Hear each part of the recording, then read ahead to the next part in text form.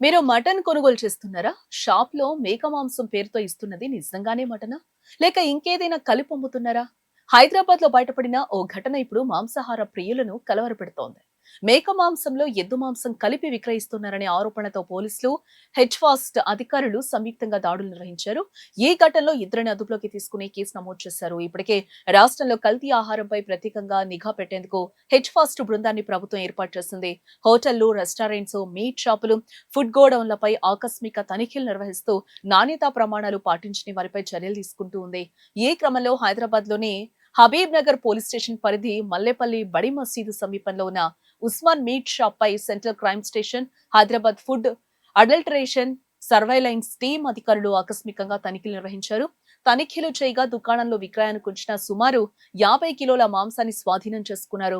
ప్రాథమిక విచారణలో మటన్ పేరుతో బీఫ్ ను కలిపి విక్రయిస్తున్నట్లు అధికారులు అనుమానిస్తూ ఉన్నారు. అధికారులు స్వాధీనం చేసుకున్న మాంసం నుంచి నమూనాలను సేకరించి ప్రయోగశాలకు పంపించారు. ల్యాబ్ నివేదిక వచ్చిన తర్వాత తదుపరి చట్టపరమైన చర్యలు తీసుకోనున్నారు. ఇదే సమయంలో దుకాణ యజమాని మొహమ్మద్ ఉస్మాన్ ఖురేషితో పాటు మరో వ్యక్తిపై కేసు నమోదు చేసి విచారణ చేపట్టారు. ఈ మాంసాన్ని కేవలం దుకాణంలోనే విక్రయించారా, లేక నగరంలోని హోటళ్లకు కూడా సరఫరా చేశారా అనే కోణంలో పోలీసులు దర్యాప్తు చేస్తూ ఉన్నారు. ఈ ఘటనతో హైదరాబాద్ లో మాంసం నాణ్యతపై మరోసారి ఆందోళన వ్యక్తమవుతోంది. గత కొద్ది నెలలుగా హెచ్‌ఫాస్ట్ వరుసగా కల్తీ ఆహార పదార్థాలు, నాసిరకం చికెన్, నకిలీ అల్లం వెల్లుల్లి పేస్ట్, నిషేధిత రంగులు వాడుతున్న హోటల్స్, ఫుడ్ గోడౌన్లపై దాడులు నిర్వహిస్తూ ఉంది.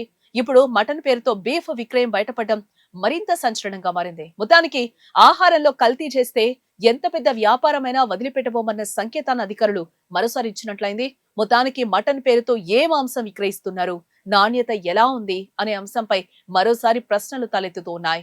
ల్యాబ్ రిపోర్ట్ వచ్చిన తర్వాత అసలు నిజమేంటో తేలనుంది. అప్పటి వరకు వినియోగదారులు నమ్మకమైన షాపుల్లోనే మాంసం కొనుగోలు చేయాలని అధికారులు సూచిస్తూ ఉన్నారు. అలాగే కల్తీ మాంసం తింటే ఆహార విషబాధ, జీర్ణకోశ సమస్యలు, బ్యాక్టీరియా ఇన్ఫెక్షన్స్ వచ్చే ప్రమాదం ఉంటుందని కూడా వైద్యులు చెప్తూ ఉన్నారు. ముఖ్యంగా చిన్నారులు కావచ్చు, వృద్ధులు, రోగనిరోధక శక్తి తక్కువగా ఉన్నవారు మరింత అప్రమత్తంగా ఉండాలని కూడా సూచిస్తూ ఉన్నారు.